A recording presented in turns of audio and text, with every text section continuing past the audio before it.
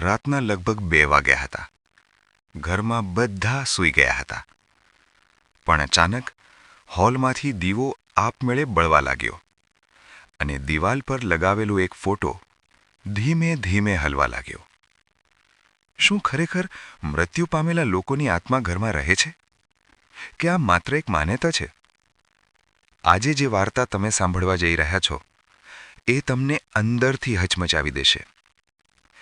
અમદાવાદના એક શાંત વિસ્તારમાં એક નાનો પણ ખુશહાલ પરિવાર રહેતો હતો. રમેશભાઈ, તેમની પત્ની કિરણબહેન અને તેમનો 10 વર્ષનો દીકરો આરવ. આ પરિવારની ખાસ વાત એ હતી કે ઘરમાં ક્યારેય ઝઘડો ન થાય. હંમેશા પ્રેમ અને સમજણ રહેતી. રમેશભાઈ પોતાના પિતાજી સાથે ખૂબ જ જોડાયેલા હતા. તેમના પિતાજી દયાળુ, ધાર્મિક અને શાંત સ્વભાવના માણસ હતા.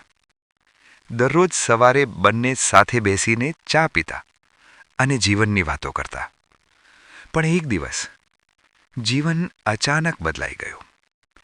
એક રાતે રમેશભાઈના પિતાજીને હાર્ટ એટેક આવ્યો.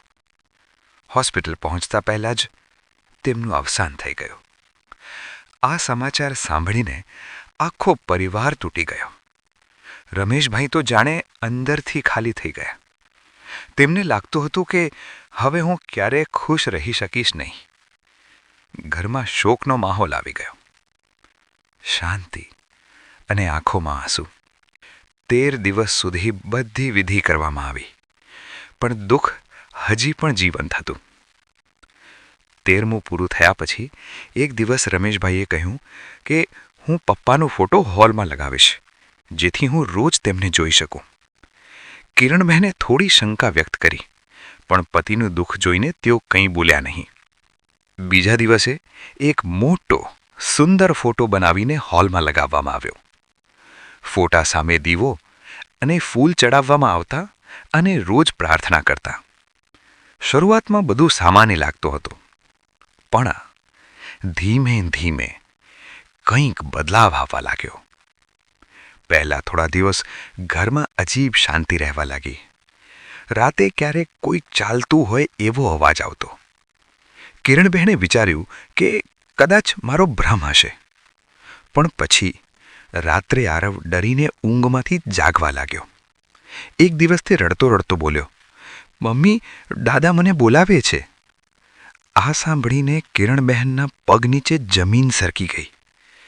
દિવસે દિવસ ઘરમાં ઘટનાઓ વધવા લાગી. દીવો આપમેળે બળવા લાગતો. ફોટા સામેના ફૂલ સુકાઈ જતા.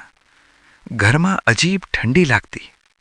એક રાતે તો રમેશભાઈએ પોતાની આંખે જોયું કે ફોટો થોડો હલતો હતો.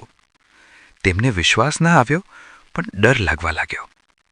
હવે ઘરમાં કોઈ શાંતિ નહોતી. રમેશભાઈ વધુ ચીડિયા બની ગયા. કિરણબહેન સતત ડરમાં રહેવા લાગી. આરવ તો એકલો રૂમમાં જવાથી પણ ડરતો. આ માત્ર આત્માનો પ્રશ્ન નહોતો, આ હવે મનનો ડર બની ગયો હતો.